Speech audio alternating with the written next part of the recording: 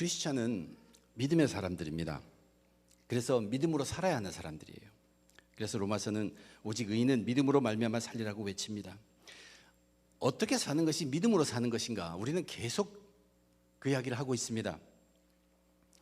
우선 절대적 진리인 하나님의 말씀, 그 진리 앞에 이제 그것을 가까이 하게 하면 할수록 우리의 죄가 드러나게 되고, 그래서 그 죄를 회개하고 그리스도인으로서 낮아지는 그 그리스도인의 겸손, 그 자세를 갖춰야 한다고 했고, 또 하나의 진리 예수 그리스도, 그분의 십자가에서의 그 구원, 그것을 우리가 얻음으로 이 죄 사함을 받았다는 것에 큰 감격함, 기쁨, 그것이 넘쳐서 우리로 하여금 그리스도에 대해 열정이 우리 속에 살아있게 해야 한다고 했습니다.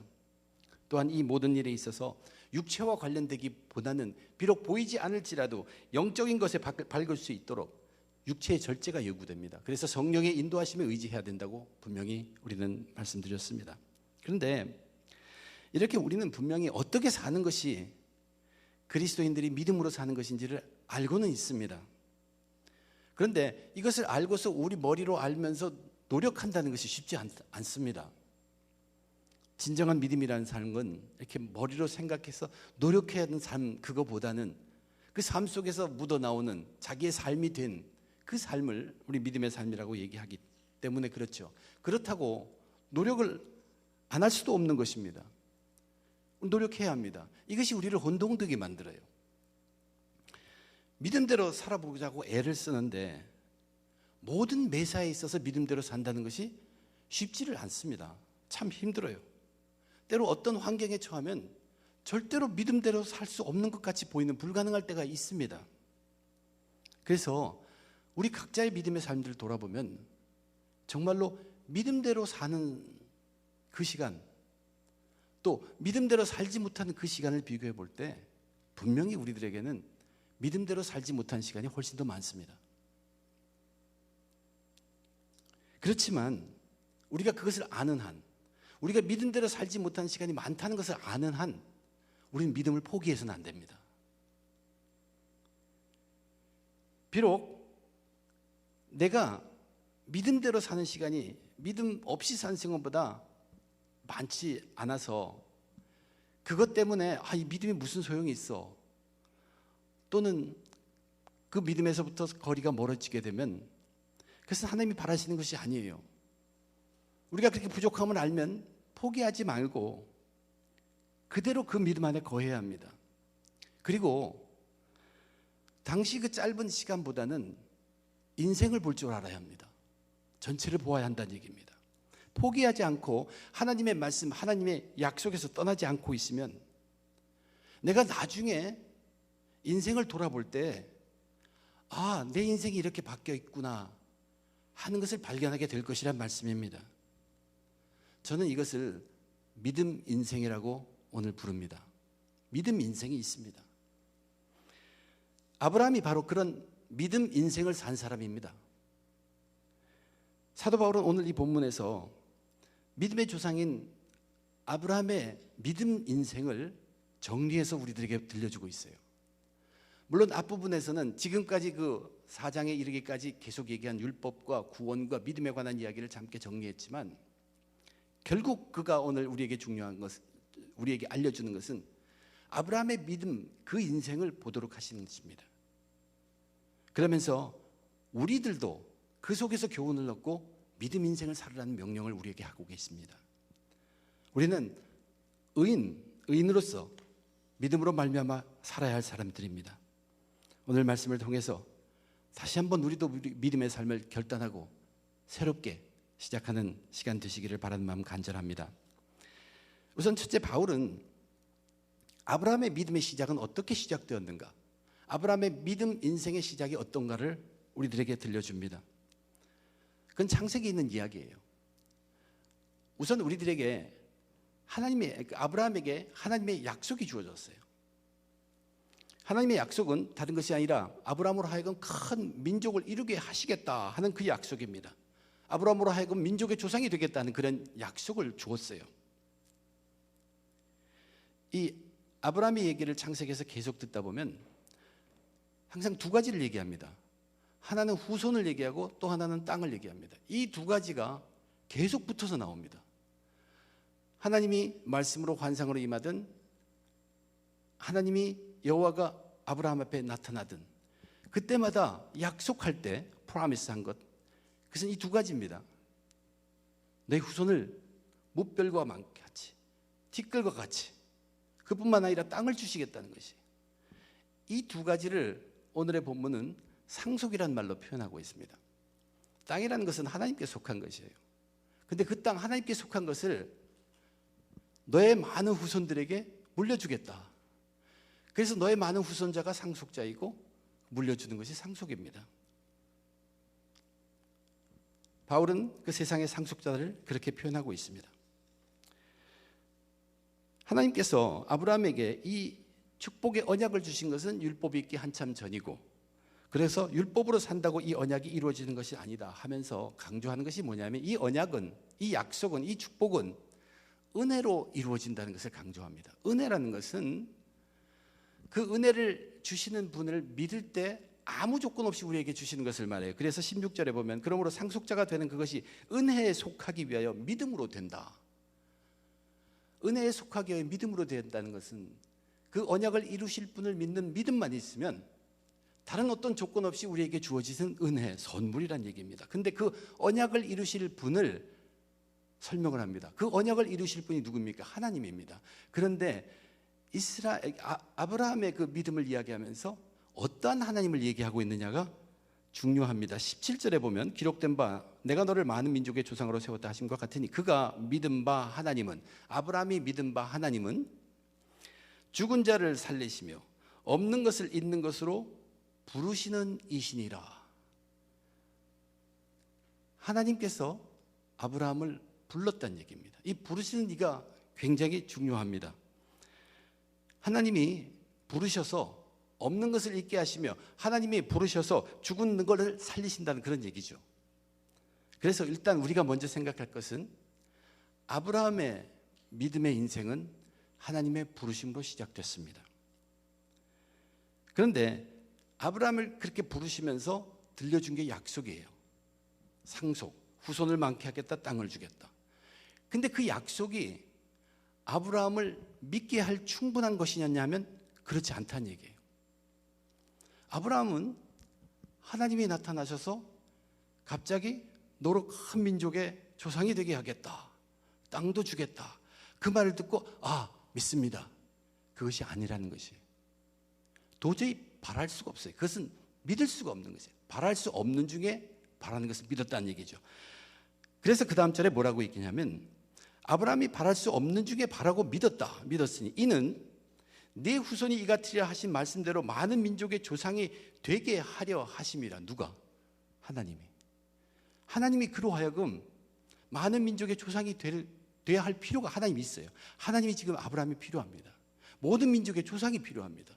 특별히 믿음의 조상이 필요한 것이에요. 그래서 아브라함을 택하셨어요. 그래서 그를 불렀습니다.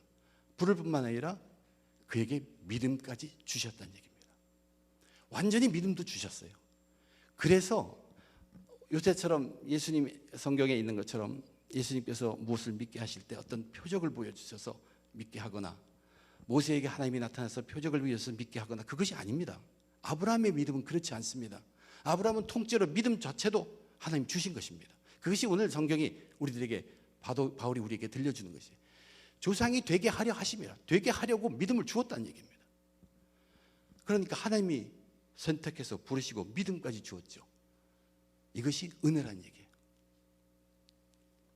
하나님은 필요했어요. 아브라함이, 민족의 조상이 필요했어요. 그래서 아브라함을 택하시고 약속을 주고 그 일을 이루게 하시려고 이 황당한 일을 말하는 자와 황당한 말 내용을 믿도록 믿음을 거기에 심어주었다는 얘기입니다. 이것이 아브라함 믿음 인생의 시작입니다. 믿음 인생의 시작은 자, 내가 들었느니 한번 가보자, 그게 아니란 얘기예요. 하나님이 완전히 잡고 끌었습니다. 하나님께서 부르시고 믿음을 주신 것입니다. 그럼 이 부르심, 이것이 그로 끝인가? 그렇지 않다는 얘기예요. 다시 한번 그 17절에 있는 말씀, 하나님은 죽은 자를 살리시며 없는 것을 있는 것으로 부르시는 이시니라. 앞에 뒤에 부르시는 일을 우리가 얘기했지만 불러가지고 아브라함에게 주신 약속은 너로 하여금 큰 민족의 조상이 되겠다. 이거는 분명히 없는 건데 이제 그 약속에 그 말이 들어가 있죠. 되게 하리라. 근데 아직 죽은 자를 살리신 하나님의 그 내용은 프로미스 속에 없습니다. 근데 우리는 알아요. 그가 생존 번식의 능력이 다 없은 죽은 것과 같은데 생명을 부어서 다시 소생케 하는 것을 우리는 알고 있습니다. 그러므로 이것이 의미하는 것이 뭐냐면 그 부르심은 처음 부르심으로 끝이 나는 것이 아니란 얘기예요. 계속 부르신다는 얘기입니다. 하나님은 이렇게 아브라함이 필요했어요. 택하셨어요. 그리고 필요한 믿음까지도 부어주셨어요. 그리고 그를 쓰시기 위해서 앞으로도 계속 부르십니다. 그러나 아브라함의 삶을 보면 그의 삶이 우리가 생각하는 것처럼 믿음에 항상 충만한 삶을 살지 못했다는 건 성경은 분명하게 우리에게 들려줍니다. 이제 그 약속을 받고 믿음에 의해서 떠나죠. 그래서 가나안 땅에 도착했어요. 가나안 땅에 도착하자 하나님이 다시 나타나서 이 땅이 맞다. 그래서 거기서 제단을 쌓고 예배를 드립니다. 그런데 그 땅에 살 수가 없게 됐어요. 기근이 임해서 먹고 살 수가 없는 거예요. 그래서 그는 약속을 저버립니다. 약속의 땅을 버립니다. 애굽으로 내려가는 것이에요. 믿음의 삶을 살 수가 없는 것이죠. 그래서 애굽에 내려갔어요. 애굽에서 사는 그의 삶이 어땠습니까? 부인이 아주 아름다웠습니다.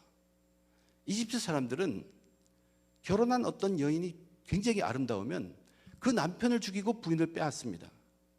그것이 두려워서 자기 목숨을 건지려고 자기 부인을 누이라고 얘기합니다.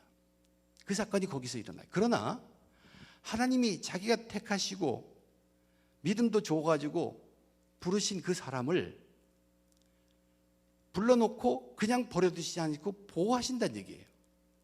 그래서 하나님이 역사하셔서 그 아브라함의 아내를 취하렸던 그 바로 그에게 역사하셔서 그로 하여금 결국 큰 재물을 아브라함에게 주게 하고 아브라함이 다시 돌아오게 하신답니다. 가나안 땅 약속의 땅으로 돌아오게 합니다.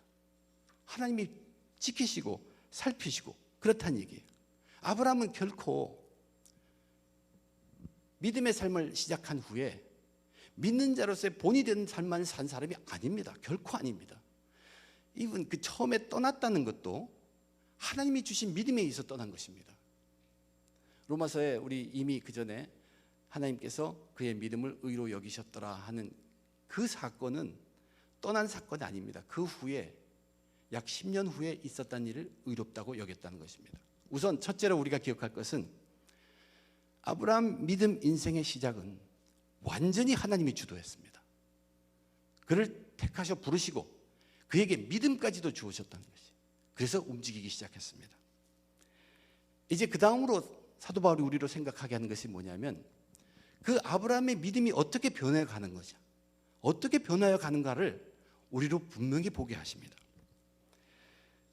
조금 전에 얘기했던 대로 로마서에서 아브라함의 믿음이 하나님께 의롭게 여겨진 것은 그가 거의 80대 중반 약 85세 때에 다시 나타난 그 하나님 앞에서 그의 믿음이 의롭다고 여기심을 받습니다.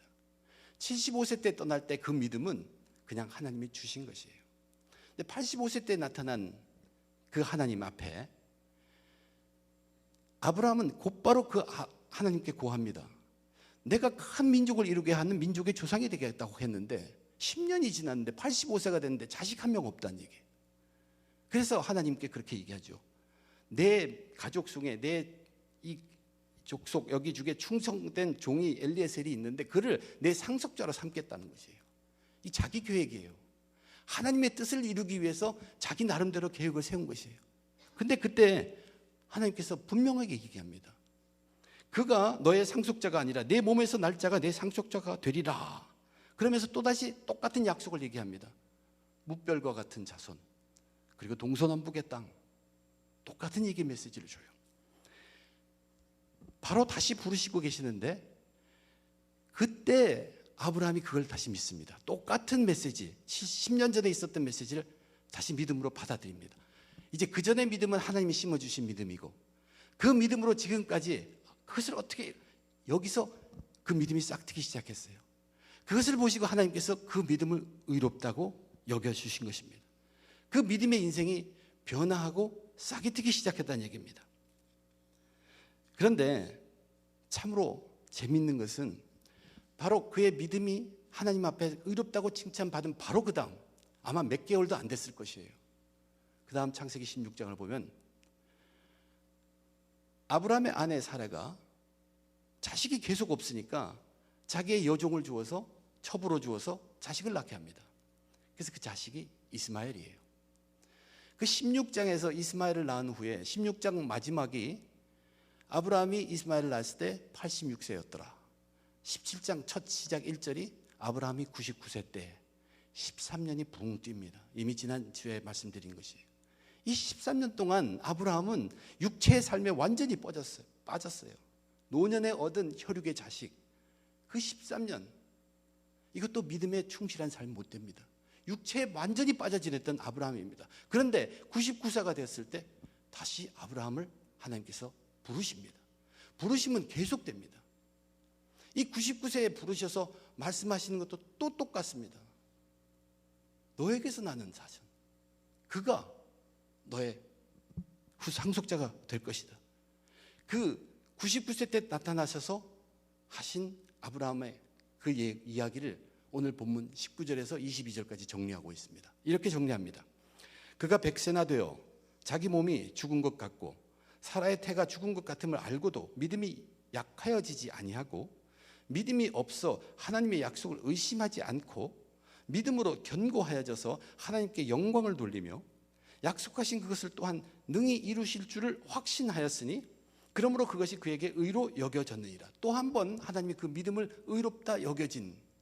그런데 이미 그 전에 아브라함은 거의 13년이라는 삶을 믿음의 삶에서 떠났다고 봅니다. 그런데 99세에 나타나서 다시 받아들이는, 너로 하여금 큰 민족을 이루겠다, 땅을 주겠다, 그것을 받아들이는 그 믿음을 하나님께서 다시 의로 여기셨다는 얘기입니다. 그런데 로마서는 그 표현을 이렇게 하고 있어요. 이제 아브라함은 믿음으로 견고하여졌다. 그리고 하나님께 영광 돌린다. 하나님께 영광 돌린다는 것은 믿음으로 일한 것이 일로 나타나서 하나님이 영광 받으셨다는 뜻입니다. 그 하나님이 영광 받으신 일로 나타난 것이 무엇입니까? 이삭이 태어난 것이에요. 이제 믿음으로 인해서 그 이삭이 태어났어요. 그 다음에 약속하신 그것을 또한 능히 이루실 줄을 확신하였다. 여기 약속하신 것을 능히 이루실 줄, 즉 큰 믿음의 조상이 될 것을, 이 이삭을 통해서 큰 믿음의 조상이 될 것, 그 처음 75세 때 나타나서 하신 말씀, 85세 때 나타나서 하신 말씀, 99세에 하신 그 말씀을 또다시 들려주는데 이제 그것을 확신하였다는 것이. 여기 로마서의 표현에 보면 그의 변화, 믿음의 변화는 이제 견고하여져서 영광을 드러내고 확신하게 되었다는 얘기예요. 처음에는 그 확신이 없었어요. 그러나 하나님이 믿음을 주셔서 끌어냈죠. 그런데 85세 때 믿음이 싹트기 시작했고 그것도 의롭다고 여겼고 99세, 100세에 다 갔을 땐 이제는 그 믿음이 견고해졌다고 로마서가 표현하고 있다는 얘기입니다. 이제는 큰 민족을 이루는 그 약속 전체를 확신하게 되었다는 뜻입니다. 그리고 이것을 하나님께서 그의 믿음을 의롭다고 여기셨습니다. 아브라함은 견고해졌고 영광을 돌리고 확신에 가 계셨습니다. 분명히 아브라함의 믿음의 삶은 굴곡도 많았고 견고해졌고 굴곡도 많았지만 견고해졌고 믿음이 일하기 시작했고 더욱 말씀을 확신하게 되었다는 말입니다. 그 후에 하나님은 아브라함을 또 한 번 더 부릅니다. 다시 한 번 더 부릅니다. 창세기 22장에 있습니다. 이때는 하나님께서 아브라함을 시험하시려고 부릅니다. 무슨 시험이냐면 믿음의 시험입니다. 하나님이 아브라함을 시험하시려고 그를 부르시되 다시 불렀어요. 그런데 이번에 시험합니다. 아브라함아 하시니 그가 이르되 내가 여기 있나이다. 여호와께서 이르시되 네 아들 너 사랑하는 독자 이삭을 데리고 모리아 땅으로 가서 내가 네게 일러준 한 산 거기서 그를 번제로 드리라. 또다시 황당한 말씀이 들려왔습니다. 이때가 나이가 어쩔까? 아브라함이 나이가 어쩔까? 이삭이 자기가 자기 나무찜을 지고 갈 수 있을 정도니까 아브라함은 이미 한 110세 정도 됐을 것입니다. 약 35년 전에 황당한 말씀이 들었는데 그때는 하나님이 믿음을 주셔서 끌고 갔어요. 근데 이제는 황당한 말씀이 또 내려왔어요. 근데 이번에는 아브라함이 자기 믿음으로 이것을 겪어내깁니다. 그것을 하나님께서 확신하신 것입니다. 견고해진 아브라함의 믿음을 시험해 보시는 그러한 믿음이 되었다는 얘기예요. 우리 다 알지만 아브라함은 여기서 합격합니다. 떨어지지 않습니다. 우리가 분명하게 보는 것은 아브라함의 삶에도 믿음에 실족한 삶이 많습니다. 크게 실족한 사람도 많고 자주 실족하기도 했고 오랫동안 길게 실족하기도 했어요. 그러나 그의 인생을 놓고 볼 때 하나님께서는 일단 필요에 의해서 그를 택하시고 부르신 다음에 믿음을 주시기도 하고 믿음이 싹트게도 만들고 그리고 믿음이 견고해져서 믿음의 확신에 이르기까지 또 테스트하기까지 주님께서 그를 지켜보시고 그의 믿음의 여정이 변화된 것을 보았다는 얘기입니다. 심겨주신 믿음으로 시작해서 꾸준히 자라가고 견고해졌습니다. 그 인생 가운데 하나님은 그를 부르시면서 그의 믿음을 견고하게 해주셨습니다. 그런데 우리가 눈여겨보아야 할 건 군데 하나님께서 그를 부르실 때마다 약속의 메시지는 변하지 않았습니다. 처음 약속 그대로입니다. 내가 너로 큰 민족을 이루게 하노라. 민족의 조상이 되게 하노라. 너에게 땅을 주겠다. 그 메시지를 계속 반복적으로 들려나게 하시면서 그의 믿음이 자라나게 하셨다는 얘기입니다.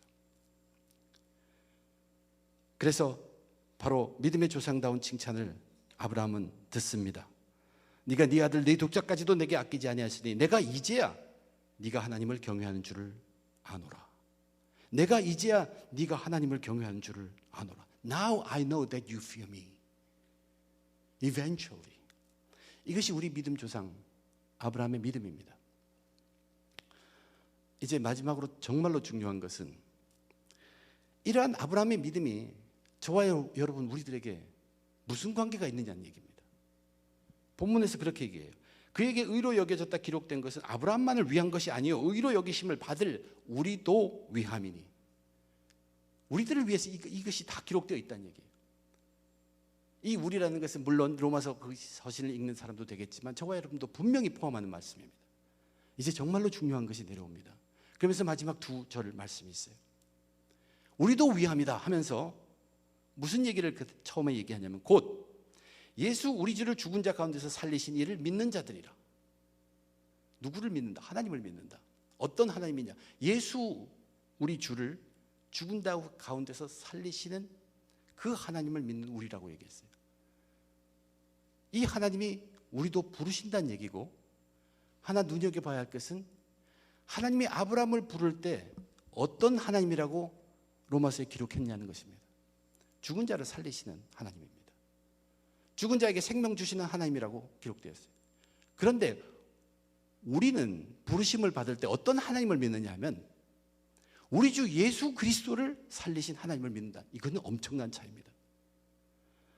이 말씀 곧 우리 예수 주를 죽은 자 가운데서 살리신 이를 믿는 자니라 우리들인데 이 말은 하나님께서 아브라함을 택하고 믿음을 부어준 것처럼 저와 여러분 우리들도 필요합니다. 하나님 나라에 위해서 절대적으로 필요한 사람들이 그리고 다 부르십니다. 부르심과 동시에 우리에게 믿음도 주었다는 얘기예요. 근데 그 주신 믿음이 아브라함보다는 다른 믿음을 줬어요. 아브라함에게는 죽은 자를 살리시는 그리고 없는 것을 있게 하시는 그 하나님의 믿음을 주었지 우리들에게는 로마서에서 강조하는 것은 뭐냐면 예수 우리 주를 살리신 그 하나님을 믿는 믿음을 주었습니다. 예수 우리 주를 살리신 그 하나님이 믿는 믿음은 엄청나게 큰 것이어서 다른 것이 뭐냐면 우리는 그렇게 부르심을 받고 믿음을 받는 순간에 바로 의롭게 됩니다. 우리 때문이 아니라 우리가 믿는 그 하나님이 우리에게 주신 믿음이라는 것은 주 예수를 죽은 자 가운데서 살리신 그 믿음을 우리에게 주었기 때문에 우리는 자연히 아무것도 안 했는데 우리는 부르심을 당하고 믿음을 부여받고 그 믿음이 대단한 것이어서 바로 의롭다고 칭함을 받는다는 얘기예요. 이것은 은혜만이 아니라 은혜 중에 은혜입니다. 불러주셨고 믿음도 주셨고 의롭다고 여겨주시는 것. 그런데 우리는 우리를 이렇게 부르시고 믿음을 심어주시고 의롭다 여겼다 하는 것을 바로 즉각적으로 느끼지 못합니다. 바로 즉각적으로 알 수가 없어요. 그렇지만 하나님께서는 우리 각자 한 사람, 여기에 교회와 있는 사람들은 그 부르심이 아니면 이 교회에 있을 수가 없습니다. 이 장소에 있을 수가 없습니다. 우리가 다 필요하다는 것이에요. 어쨌든 불러야 된다는 것이에요. 그래서 믿음을 준 것이에요. 그리고 의롭다고 하신 것이에요. 어떤 사람은 이 첫 부르심에 뜨거운 마음을 주셔서 자신이 다 알지도 못하는 가운데 가슴 벅차게 하시고 믿음 인생을 시작하게 하시는 분도 있고, 그러나 많은 분들은 이러한 믿음을 받고서도 이 믿음 속에 따라오는 그 약속, 복음의 내용 그 자체가 워낙 너무 생소합니다. 때로는 상식 밖이라고 생각되기 때문에 많은 사람들이 주저합니다. 그럼에도 불구하고 그러한 주저함 가운데서도 교회 한번 가볼까? 그리고 발을 디디게 됩니다. 또 그렇지 않을 경우는 세상의 삶에서 큰 변화를 당하고 등 밀려서 오듯이 주님 앞에 나오는 경우도 있다는 얘기예요. 그런데 중요한 것은 이제 그 다음 것입니다. 우리가 처음 뜨거운 이런 믿음을 받고 믿음 인생을 시작하든 아니면 처음에는 미적미적한 그런 믿음의 인생으로 믿음 인생에 발을 들여놓든 이제 하나님께서는 그런 자들에게 모두 계속 부르신다는 것이에요. 계속 불러가십니다. 이 거듭되는 부르심을 통해서 아브라함이 믿음이 싹 트고 믿음이 의롭다고 받고 믿음이 견고해지는 그 성장, 그 변화가 우리들에게도 생긴다는 얘기입니다. 그런데 중요한 것은 아브라함은 하나님께서 그렇게 부를 때마다 똑같은 메시지를 상기시켜줬어요. 그 메시지가 뭐였습니까? 내가 너로 큰 민족의 조상이 되게 하리라. 그리고 내게 땅을 주겠다. 복을 약속을 하셨어요. 우리들에게도 마찬가지로 우리들을 부를 때마다 주는 메시지가 있습니다. 그것이 오늘 로마서 본문의 마지막 절입니다. 예수는 우리가 범죄한 것 때문에 내 주님이 되고 또한 우리를 의롭다 하시기 위해 살아나셨느니라. 믿음의 사람들을 부르실 때마다 이 메시지를 마음에 새기시는 것이에요. 처음에는 확 닿지 않았죠.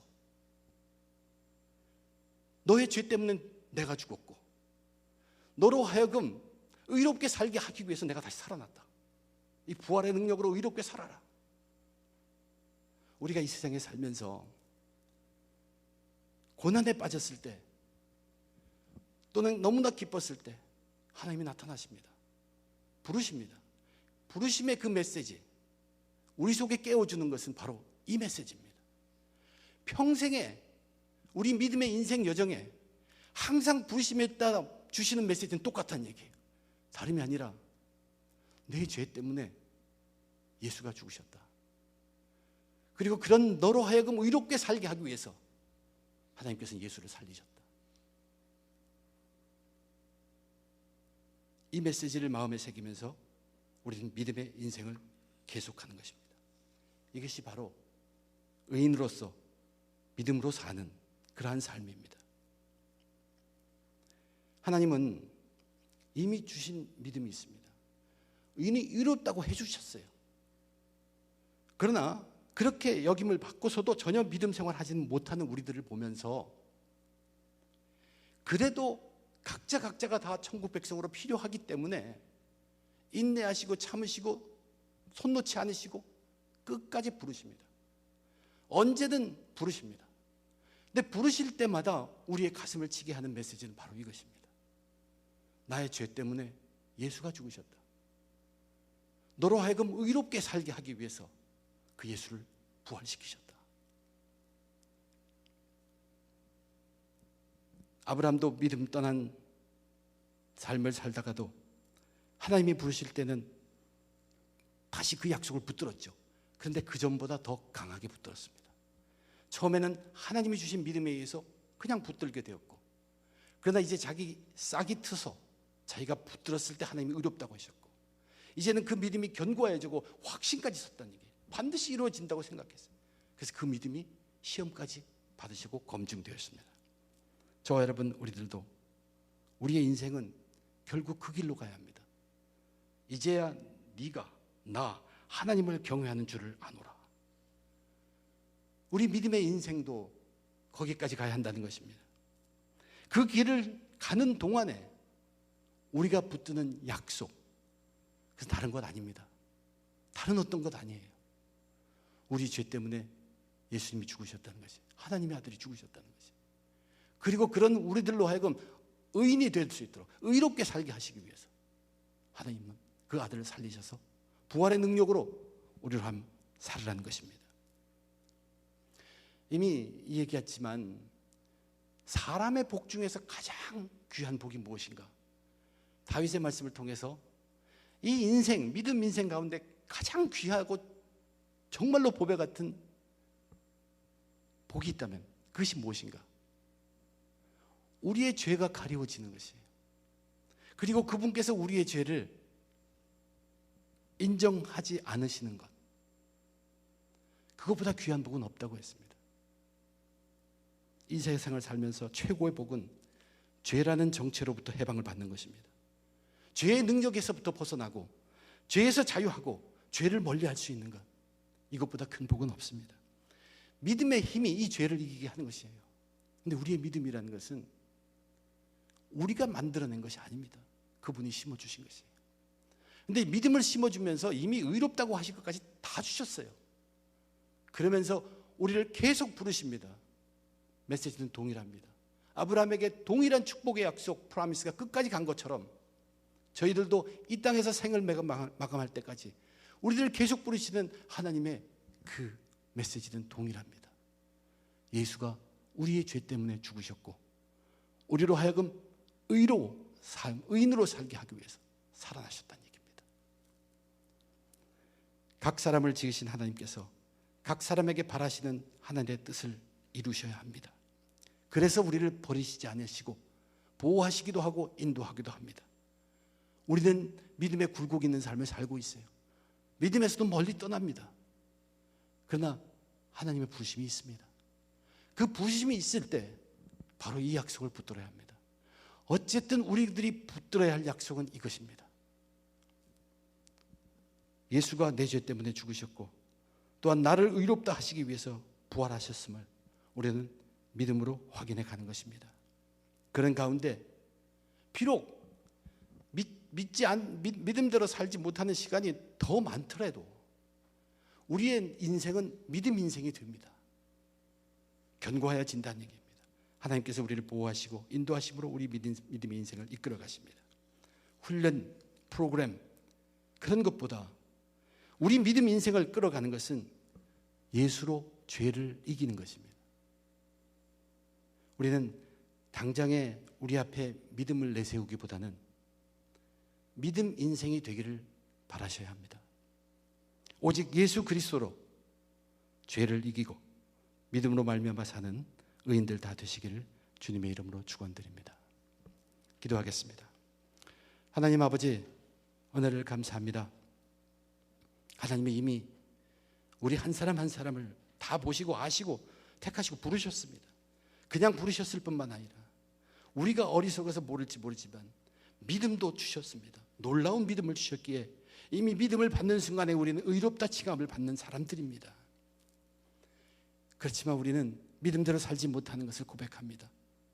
아브라함도 그랬다고 우리가 믿음대로 살지 않아도 좋다는 것이 아니라 그러한 삶 중에 우리를 깨우시기 위해서 찾아오시고 부르시는 그 하나님, 그분을 기대하면서 처음부터 끝까지 있어요. 우리가 붙들어야 할 그 메시지를 놓지 않도록 도와주시옵소서. 의인은 오직 믿음으로 말미암아 살리라. 믿음으로 사는 것이 무엇인가? 예수 그분이 내 죄 때문에 돌아가셨다는 것, 그리고 나는 이제 그분의 부활하심의 그 능력으로 의롭게 살아가는 것, 이것이 믿는 자로서 믿음으로 사는 것이라는 것을 다시 한번 깨닫게 하여 주시옵소서. 죄의 길을 헤치고 이겨나갈 수 있는 길은 오직 예수 그분 믿는 길밖에 없다는 것을 다시 한번 각오하게 하시고 십자가의 죽음, 그 피, 그것을 통한 열정이 우리 속에 살아오르게 주님 도와주시옵소서. 부족한 죄인들, 연약한 우리들, 그러나 믿음 인생을 가기를 원합니다. 주님 계속 저희들을 불러주시옵소서. 감사하며 주 예수 그리스도 이름으로 기도드립니다.